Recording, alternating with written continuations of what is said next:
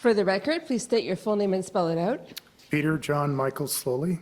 The inquiry is into the federal government's use of the Emergencies Act, but everyone's been waiting to hear from Ottawa's former police chief. He resigned just days before the 3-week occupation ended.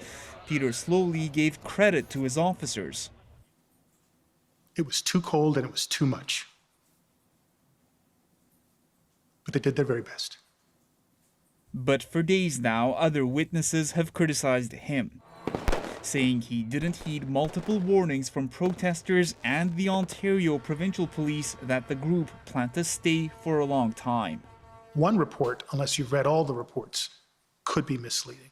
Isn't it fair to ask that by the 27th, when OPS knew that 3,000 vehicles were coming to Ottawa, and much of the online messaging suggests that the protesters had an intent to stay for as long as the mandates were not lifted, why isn't it predictable? And why shouldn't the OPS be acting on this advice? We did take active steps. They had agreed not to block the emergency lanes. Sloly says there wasn't enough intelligence from national security agencies about what was headed to the capital. There needs to be an investment in our national intelligence threat risk assessment structure. Organizationally, institutionally, it needs to be an investment to bring this country forward truly into the 21st century. But hours into the first weekend, Sloly knew he was looking at an occupation. His take days later: there may not be a policing solution to this demonstration. At the time, some took that to mean police were giving up. Sloly wishes he'd phrased it differently. And how was your comment received?